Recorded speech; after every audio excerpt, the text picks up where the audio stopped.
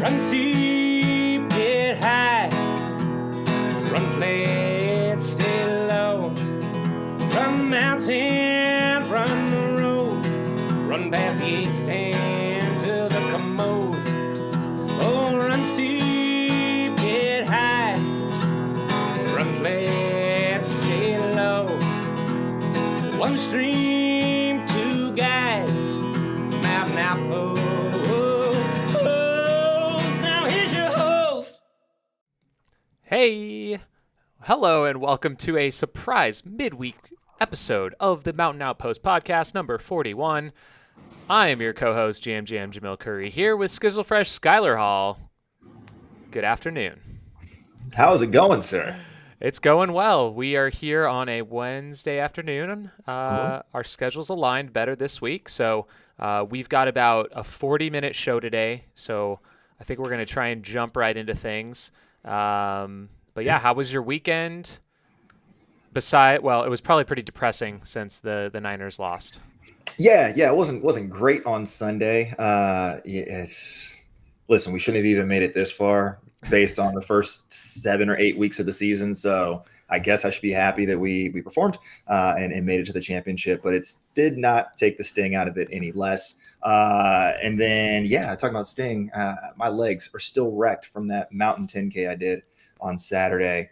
Just got roasted. It was rough. It was a true 10K, unlike cross country championships, but it had 1,700 feet of climbing. Ouchies. And I was dropping like sub 6, not just downhill, but like in the flats between sections. It was bad. I blew up pretty epically at the end, and my calf is not super happy with me at the moment. But hey, 4 race-like efforts in January. We're off to a good start, but it's February. Got to keep the ball rolling. But yeah, how you holding up, boss? Love it. Pretty good. Real quick, want to shout out those in the chat room. We got some people tuning in. And Eric Estabrook is actually getting some vert in right now, training for Cocodona, and he's got us playing in his headphones. So definitely drop your questions in the chat. We'll see if we can get to them in the show. It could be on topic or off topic. Feel free. But yeah, I had a great January of training and some progressively longer, harder runs. I just dropped a video on the Run Steep Get High YouTube channel. It was my birthday run. Did 37 miles. Actually 38 miles, but I did just turn 37 with 14,000 feet of climb. So it's pretty epic video. Hopefully you guys enjoy that one. I thought that came together nicely. So classic Run Steep Get High type training content. Yeah, no, you guys have been cranking out some very interesting videos. The 4x-mile was quite entertaining, I must say. Watching you do speed work is always a blast. So yeah, that's the nature of training right now. We got to be checking all the boxes. Can't just be doing long, slow distance up mountains anymore. You gotta make sure you are set for all conditions. So, hopefully folks are listening after the fact or watching live right now. Take a little bit of inspiration. We can take you along on your training journey. And want to support you as you are trying to achieve your goals here in 2022. Great place to do that is in the Discord. So if you haven't checked us out there, hop into the Discord. We got stuff specifically for the podcast. We got stuff coming up for Black Canyon. We got a whole dedicated section just for the virtual and the in-person editions. And it's just a good community. So check us out there and harass us in between podcast recordings. But we got a lot of stuff to catch up on, not just in what we were doing, but the weekend that was and things that are forthcoming. So you want to start? You want me to start? Yeah, I'll kick it off. I would continue the conversation from last week. We were recapping the FKTs of the year for 2021, and we had gotten up to second place for men's and women's, and so they've now announced it. And I think we predicted Nika Myers would be for the women, the Colorado Trail FKT, and that was beating out. Is it Michaela, I believe? And she went and nabbed. Snab's not a word. Went and nabbed Nika's record of the long trail. So they swapped records, which is pretty cool. So the Colorado Trail, 9 days, 14 hours, 19 minutes was self-supported record, it looks like. So pretty cool. And our men's winner, what were we predicting? I was predicting the long trail. You were predicting That wild Washington the mountain yeah. situation. And we must have missed this one, but it went to the Pen and Way, John Kelly. I don't know how we missed seeing that one. We talked about it. We talked about it. In the preview one. I just didn't think compared to the others. But it goes back to the exact thing I talked about in the preview, which was like all these known courses get this what seems like preferential treatment. The premium FKTs get this preferential treatment when it comes to the voting, but it's like some of these other things are just batty, insane feats of athleticism. Not to take away from the long trail or PCT and Penn and like, yes, they are all amazing in their own right, but I think sometimes folks just look at the name and the fact that it's been attempted several times recently and be like, okay, like let's give extra kudos when it's like you got people doing some stupid stuff, like things that when you tell somebody you run 100-miler and they don't believe you, like somebody like one of your random coworkers, when you show up busted on Tuesday and you can't walk, if you told them, hey, I just went and ran, every mountain in the state of Washington in the last 50 days, like that's even more difficult to comprehend. So it's fine. Like it is what it is. Congrats to John Kelly. I'm not mad. Obviously, great effort. I'm just saying for voting purposes, like we might need to do a little bit more education and due diligence to make sure that like every athletic feat is getting equal credence, even though obviously by the nature of FKTs, they are not all created equal. I think I have a little North American bias, no doubt, because I don't really know much of the Penn and Way. Like I don't know the history, how legendary that thing is, but what it says is these trails have a huge history. The level of support's been incredible. Basically, it's like UK's most competitive and famous long trail. So that's pretty huge, and he's the first to go sub 60 hours. So that's a landmark type of a thing. Anyways, that's what it is. We wanted to touch base and announce that here. So congrats to John Kelly and Nika Myers on your efforts and your FKTs of the year. Whoop, whoop. Whoop. I don't know. They get like a trophy or plaques. They gotta get something, right? They definitely get a shout out. They should they should get something. I think that would be amazing. Yes. Yeah, well, we would only hope that we see that on Instagram at some point. I don't even know if FKTs get the proper Instagram love. They get it. They do. They get a digital ribbon on the fastest known site with their nice image. So, yeah, it's good. Good stuff. That's something, I guess. Should we touch on some more stuff? Ultra news? Do you want to hop into some road interesting things? Let's talk ultras. Let's stick in Yeah, that lane at the moment. Let's see. Things on my mind. I thought this was kind of cool. For some reason, the Trials of Miles folks, we were just talking about this. They're launching a 50-mile race near New York City. And it's the Hudson River 50. Sounds right. Okay, Hudson River 50. Trials of Miles guys, do you know how did they get started doing like little attempts during the pandemic, or what's the story behind this group? I know it. I mean, I think they had done a few shorter things. They were doing like that like beach 5K effort, but they really came to prominence last year, or I guess really 2020 through the pandemic, doing a lot of dedicated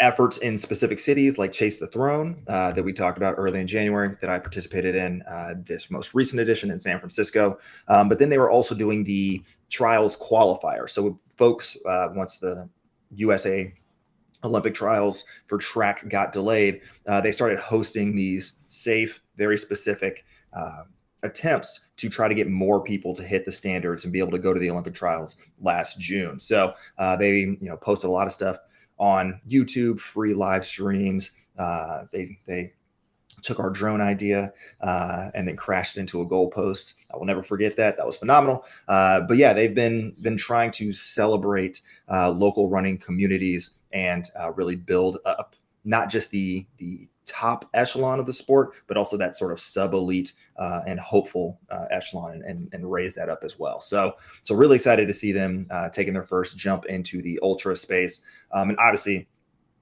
we talked about my New York City Marathon experience and just like all the running clubs and communities that were out there celebrating the return of the marathon. Super interested to see how a lot of those groups, and there are a lot of them, and they are large, how they transfer up to this 50-mile distance. And there's a 25-mile option as well. So maybe we'll see some pretty intense competition from New York City alone, let alone the folks who want to come in, try to get a nab at this prize purse, and ultimately just get a nice, fun, roadish 50-mile in October.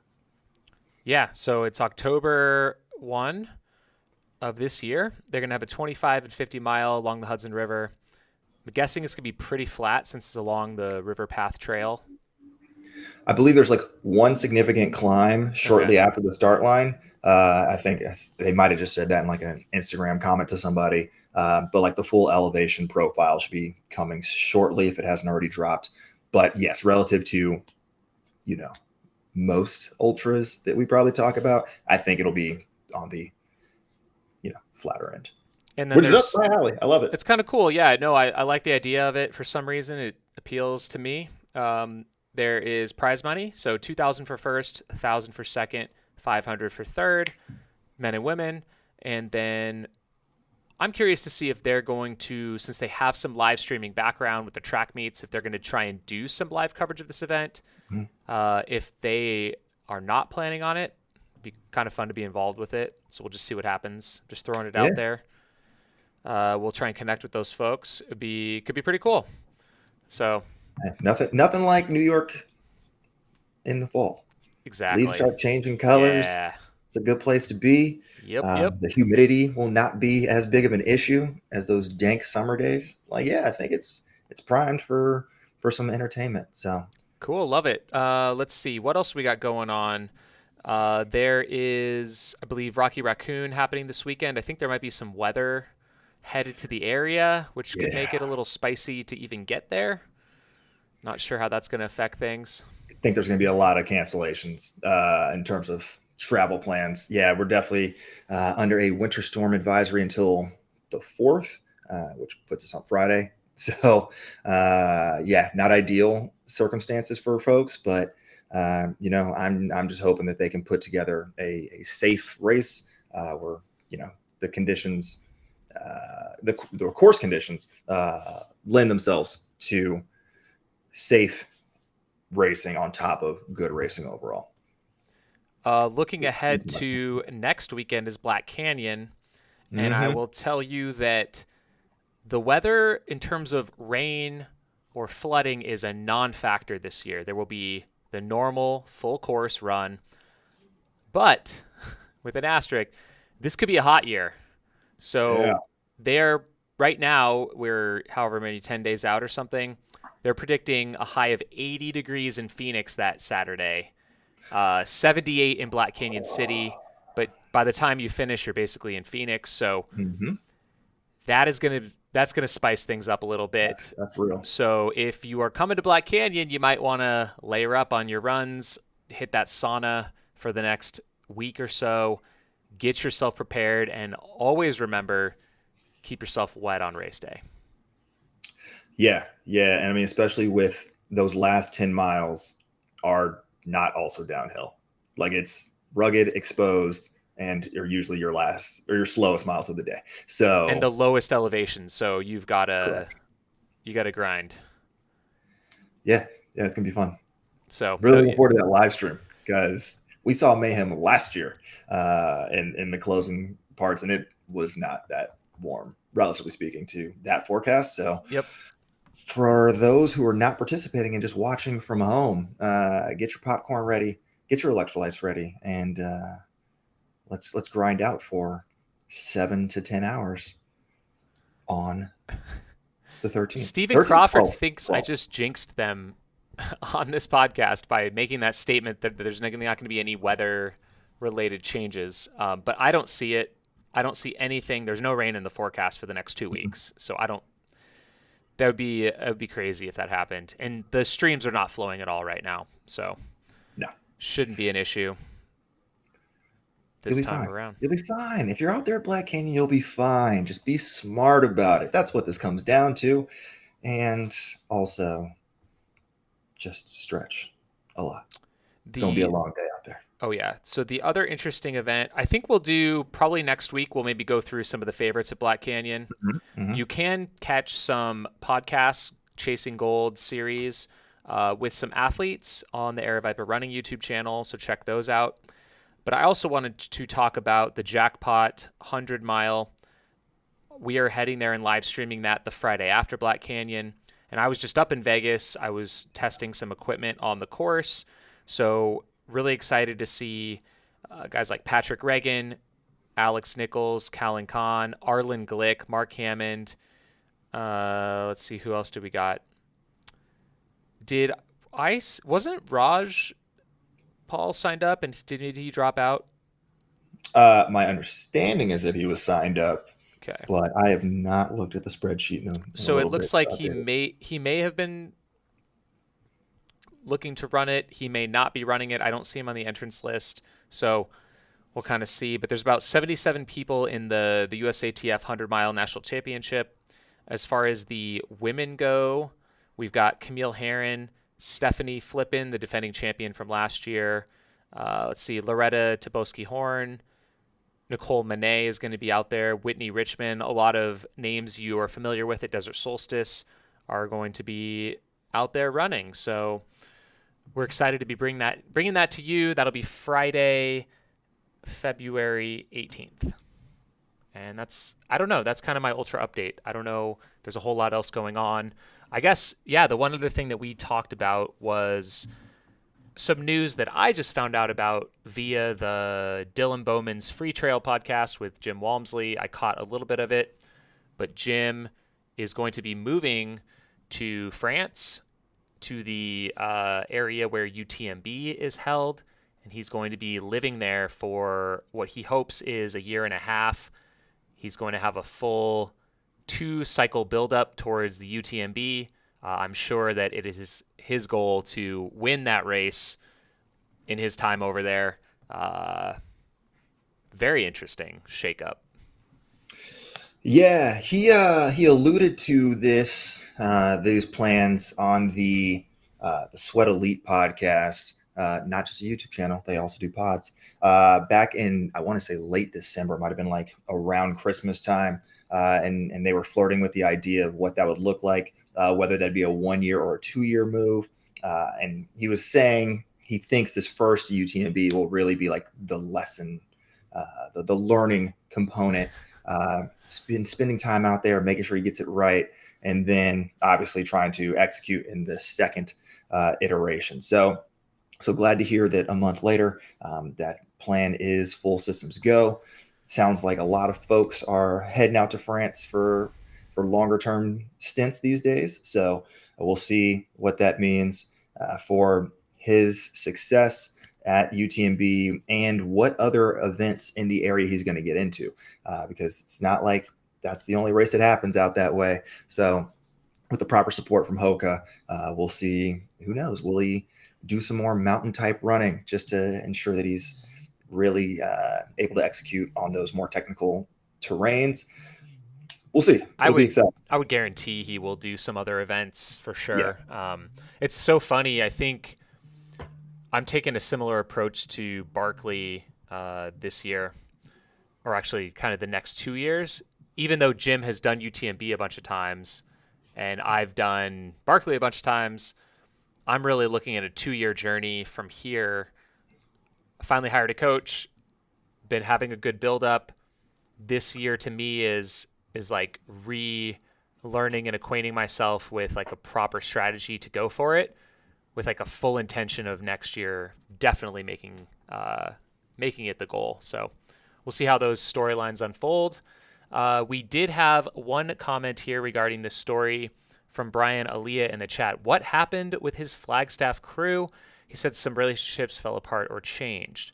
I did briefly catch that in the podcast. He said, and I don't know the specifics of this, but he said I guess the Flagstaff scene for him has changed a bit with some of his local crew. So whatever he's alluding to there, I mean, things happen. People have different goals and things like that. Of course, like the Coconino Cowboys was a big thing 5-6 years ago, and I think we've seen less cohesion over the last few years between that group. Like I haven't seen much from them collectively lately. So maybe that's a reflection of people going separate ways in some instances, just speculating. Of course, they were mostly all supported by Hoka, and they're kind of all getting some new partners as well. We see Tim Frericks going to Kraft. Not to say they're not friends, but maybe they're just changing up their goals a little bit. So Yeah. And I mean, other than just being runners, these folks are also people, right? They're all in relationships. Like half of them are engaged at this point. Life happens over the course of 5 years. Just remember your high school or college days. Like you probably changed a lot in that time, and that's also true for them. So obviously wishing them all the best across the board. We will see a few of them here on the interwebs in the Aravaipa network here in a couple of weeks. And then, we'll see what they continue to venture into. But it's not the end of the Coconino Cowboys. It's a ellipses on the Coconino Cowboys. I think that's probably more apt for what that looks like. Awesome. So yeah, that's the updates on the ultra side. Well, did we miss something? Two kind of related things. I don't even know if I texted you about this, but we talked about, this might have even been mid-December, it must have been, that the USATF president, Vin Lalana, had said that he would really enjoy if there was a mutt race, some sort of mountain ultra trail race that coincided in Oregon with the World Championships taking place in Eugene this July.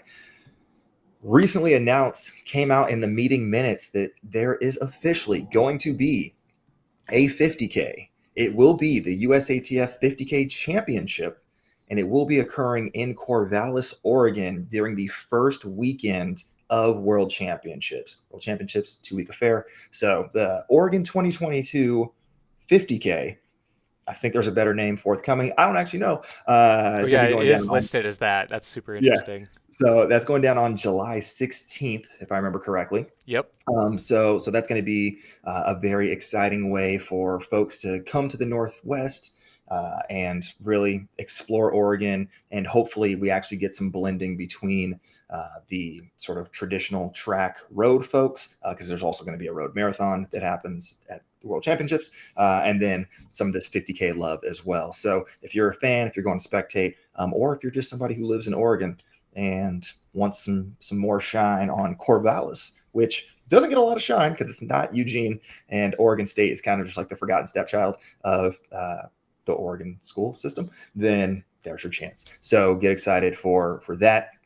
And just announced, like literally in the past 48 hours or so, the USATF Trail Marathon Championships going back to Moab. So that's going down in November 5th or 6th, one of those. So looking forward to some more trail glory that's in that sort of shorter vein. And hopefully all of these will get a little bit more shine, because we do have a World Championships ultimately coming up. There's like a 40K team you can make. There's like an 80K team you can make. It's complicated. At some point I got to read the actual document, but yeah, we should do a deep dive on that. Definitely. There's a bunch of qualifying races and a bunch of ways to get in. So if you're trying to make a national team, now's your time. You got like 15 months to figure it out. So yeah, get excited. USATF races are occurring on the trails in addition to that jackpot race that we talked about going down in just a few weeks' time. Woo! That's ultras. It's good. Now that's all. Yeah. Let's talk about some of the shorter stuff, because World Championships are coming in July. Folks are excited. USA trials coming in June. People are excited. But right now is indoor, where you go to have your lungs absolutely burn in all of the searing hate that is running around a 200-meter track in the driest of conditions. This past weekend were the Millrose Games. We talked about it a bit last week. some of the big highlights that came out of that race. On the women's side, we had a Thing Mo. She was running the mile. She's not a miler. She's a 800-meter runner, gold medalist at these past Olympics, who's also run like 48 mid in the 400. So to see her just be like, yeah, I'm gonna go the opposite way. I'm really gonna try this endurance thing. She was in there for 1,200 meters. She was chilling. And then the bear jumped on her back, and you literally just saw the rig happen. Like, just the anchor dropped, and the pack kept going, and she was like, nah, this ain't it. So she actually ended up dropping out with like 200 meters to go, because I think she like was straight up jellied. Like she was, yeah, I don't think she would have finished if she could have finished. I'm pretty sure. I think she was completely locked out. So shout out for her for even going for it. But that race was ultimately won by Ellie Purrier St. Pierre, who ran 4:16 at the race in 2021, runs 4:19 this year, but still like snags the world lead in the indoor mile. So she's back. She's ready to rock. She's running a 3K this upcoming weekend down in, I believe, New York. So that'll be exciting. Also on the women's side, you had a pretty interesting 800 meter where you have just the undefeated at the Armory. Ajay Wilson just has not lost in like 14 consecutive races at the Armory. On the men's side, the mile was insane. It was a race between Ollie Hoare and Josh Kerr, as we expected. Josh Kerr took the lead with like 300 to go. And it's super hard to pass on an indoor track if you've never run on one. But Ollie Hoare just comes through beast mode in that last 200 meters, comes around for the win. Both these guys just have, the utmost respect for each other, but they are also, they love to trash talk each other. They both have their own podcasts. They both are, eccentric European/Australian athletes. So it's just entertaining. So looking forward to that battle, because they will definitely both be towing the line at World Championships for their respective countries this upcoming summer. But then the men's 3K, like if you haven't gone and watched the video of this 3K, you need to go watch it. You had Cole Hawker, the American champion in the mile last year, or the 1500. You had Cooper Tier, the college indoor mile record holder. Both of these guys have run 350 in the mile. And then you have Jordy Beamish, the On Athletics Club. No slouch. He's like a 332, 333, 1500 guy. Cooper and Cole like blitz it in the last 600. They were starting to take over the race. And then they're so focused on each other that they leave just enough room on the rail for Jordy Beamish, who ran a 25-second last 200 to just slip in on the inside. Cooper literally has his arms ready like to go wide for the celebration. And then Beamish just like slides past him, puts his arms out wide. So you got two dudes doing the sort of outstretched hands, but Jordy came through with a New Zealand national record at like 7:39 in the 3K. And then ran the fastest victory lap in history. Ran like another 34 seconds for his victory lap or something. So he actually ran a 2 mile in like 8:18 or something, I think is what I saw. Yeah, the video of his victory lap is hilarious. He's like seeing people, he's high-fiving. He like see Dave Smith at one point, just like, it was nuts. It was a good time. So if you haven't watched that race, the men's 3K is where it was at. It was just lights out bananas. So that was Millrose in a nutshell. We got Staten Island this weekend. We got New Balance Grand Prix the following weekend. So this is like peak indoor season. Also I mentioned Christian Coleman came back in the 60. First time he's really raced at his premier distance since his whereabouts violation and getting banned from competition for a while. He comes through and wins the 60, like picking up where he left off. So the men's 100-meter outdoors is going to be insane, because we have like 9 dudes who can run like 9:92 or faster. So get excited. If you thought the Olympic trials was insane, add Christian Coleman in the mix, and we're just going to keep it going. But also in the things we got to touch on in the track world, Nick Willis in that men's mile ran 3:59.7, becoming the first person to break 4 minutes in the mile 20 consecutive years. Coming out of that race, he's talking about he's probably not going to do indoor worlds this year. He just thinks he doesn't have it anymore. If he ran, I think the quote was like, if I'd have run 3:56, I'd have felt a lot more confident. But running 3:59, might be time to retire. So we'll see what that means for him. He's already kind of semi-retired because he works for Tracksmith like full time. And then lastly, we got to talk about it. USATF embroiled in even more controversy, mostly because of Alberto Salazar, who was unceremoniously banned permanently last year. We knew it was a safe sport violation, but we weren't sure exactly what that was. And it went to arbitration. So safe sport, in the sort of like the most simple terms, really came out of the Larry Nassar gymnastics issue, making sure that basically all athletes are protected from exploitation, sexual assault, things of that nature. If you are in education, think of it kind of like the mandated reporter training that a lot of states make educators take. That's pretty much what safe sport is for the Olympic movement in the United States. So Alberto Salazar gets hit with a safe sport, a permanent ban. Wonder what that's for. Goes to arbitration. Comes out that this is not court, so it's not beyond a reasonable doubt, but the standard is more likely than not, quote unquote, more likely than not that something occurred. They found that more likely than not, Alberto Salazar digitally penetrated female athletes on several occasions whilst providing massages. So yeah, it happened. So just when you thought that the doping was the worst thing that he could do, he found a way to somehow go down for even worse shit. So here we are. Just don't be shitty, I think, is the nature of that story. And yeah, that's where we're at. Protect athletes across the board. Happy that Safe Sport was able to go through arbitration and like come down hard on this. I mean, as a Safe Sport certified like official and coach and athlete, I get like regular emails anytime a coach is like either permanently banned or temporarily banned while an investigation is going on. They are very good about like getting the names out of folks that they don't get hired elsewhere, like fall through the cracks. And it's just because of issues like this. So glad to see that some aspect of the system is working when it does. And obviously, don't want to wish that on anyone, that this sort of violation. In terms of the athletes, we don't want to wish that sort of assault or issue with athletes. So glad to see that the protections are working and hope that we can continue to educate, make sure that folks know that they can speak out and ultimately wipe this away from any aspects of our sport. Where does that go now? Is that like all settled, or is there just like a continuation of the process? In the eyes of the Olympic movement and like the IOC and all of that, it's done. So he's permanently banned. He can't coach any athletes that are in the system.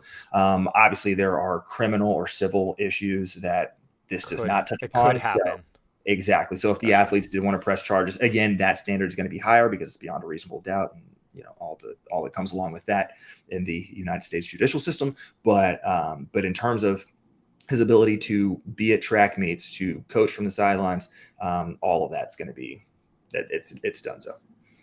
Circling back on Nick Willis, his 20-year of sub 4-minute miles is incredible. I didn't realize how many he's done in total.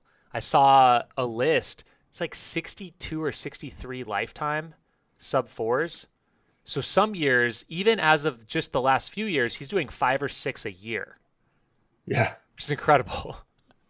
Yeah, which I mean, it's also fairly impressive because the mile distance itself is not contested terribly often outdoors. So a lot of this does have to happen in like January, February, March in indoor. You can obviously find like a Long Island mile or some of the ones that happen at the very tail end of a track season.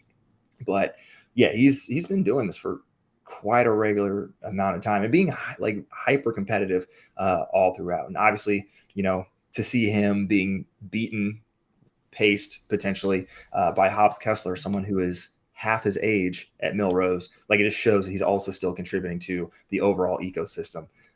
So yeah, I'm the very nice track club is in good hands as long as Nick is anywhere in that ecosystem. So excited to see now that Ben Flanagan is going over. I think we talked about him last week to sort of be like one of the longer distance folks on that group. It's excited to see if they're going to come up and be more recognized, like your Bowermans, your 10-man elite, your Union Athletic Club, on Athletic Club, so on and so forth. Cool.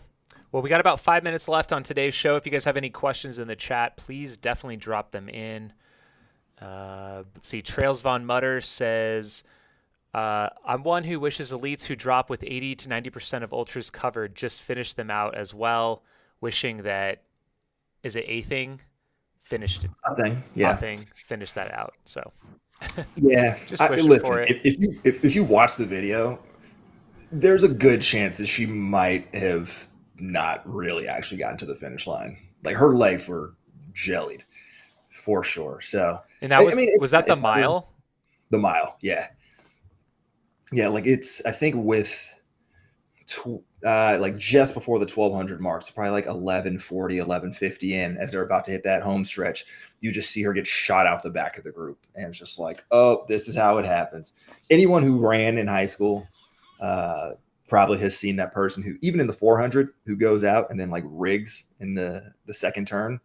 It looked exactly like that, where everything just slows down and you're just like, she already has a pretty like long stride. Like, 2 of her steps, there's like 1 for everyone else. And to see that slow down, you're just like, oh yeah, you're just out of frame. It's done. Yeah, I'm trying to watch it right now. She wasn't like right at the front, was she? But she was in that front pack. Sitting in like 4th or 5th, I think, when it happened. Yep. Yeah, Ellie was just gassed the whole time. Josette Norris was also definitely mixing it up. Someone who's more known as like a 5,000 meter runner. Like, she had a phenomenal effort out there as well. So got to shout her out. And the thing, yeah, just. Oh yeah, I can see her falling back severely. Let's see. May Gackstetter in the chat here says, shout out those Arrowhead 135 finishers. That is right. I forgot that was happening. Pam Reed, I know, is out there, but I will try and pull that up right now and see if we can find out. Oh yeah, they've got a track leaders tracking going on. Looks like it is potentially still underway. This is, of course, in northern Minnesota, I believe. It's 135 miles in the snow. There's bikers, there's runners, there's skiers in this thing. An event I will never do, most likely. It's a special thing. Yes. Much like the Midwest doesn't get a lot of love for their normal 100-mile races, trudging across ice and snow in just the worst conditions also probably doesn't get nearly as much respect and acknowledgement as it should. So, yeah, Arrowhead 135. Anyone out there, that's a survival race, right? Like, that's straight up just like, you are a badass just for finishing it. But yeah, we'll have to show some love to the sharp end of the sharp end of the Arrowhead. Haha. When all is said and done. It looks like potentially Stephanie Hoff won for the women in 1 day, 4 hours. Gretchen Mesa was second. Simone Austin third. Pam Reed was fifth. And then for the men, it appears Jeff Bond won in 1 day, 8 hours. So maybe an overall women's winner potentially. Alex Stoltz second and Mark Norfleet third. So hopefully that resonates with all of you out there.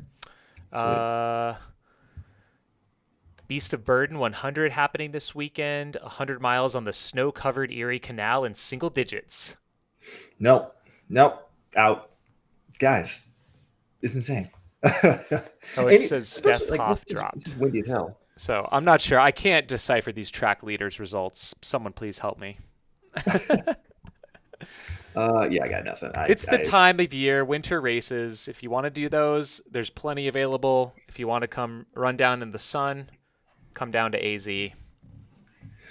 Although, this all being said, we must acknowledge two things. One, cross country as a Winter Olympic sport. Apparently, that's a thing we're now talking about, so get excited. If ultras were to enter the Olympics, do you think by the same metric they could go either summer or winter? I guess they could. That is so true. I mean, why not do both? You could do one could be, like 100-mile. The other one could be like 100K. It's like snowshoeing. Talk to you in like 2 days when they finally finish. Something stupid like that. That'd Like be a nuts. 100-mile, yeah, snowy ultra marathon. Be pretty Yeah, legit. backtracked all day. They're wearing like the speed suits basically. Cross country I ski just, suits. I just imagine because America's always outfitted in like polo, Ralph Lauren. They got like the big ones they walk into the Olympics or the opening ceremonies with. They have to like actually participate Yeah. in those because it's cold as hell. That could Branded be entertaining. sleds or whatever carrying their gear and their rations. That would be nuts. That would Could be actually be good. very entertaining. And yes, the Winter Olympics do start this weekend, so we got to get excited for Hype it uh, up. Hype it up. cross country skiing. I guess is the closest thing we got right now. So Yeah. yeah, and biathlon, which is just probably the most entertaining sport across the board because it's just absurd to All right. lower your heart rate that quick. We'll close this up with a question from Steph Clays. Any predictions on the next Barkley finisher, American and non-American? Who's going first?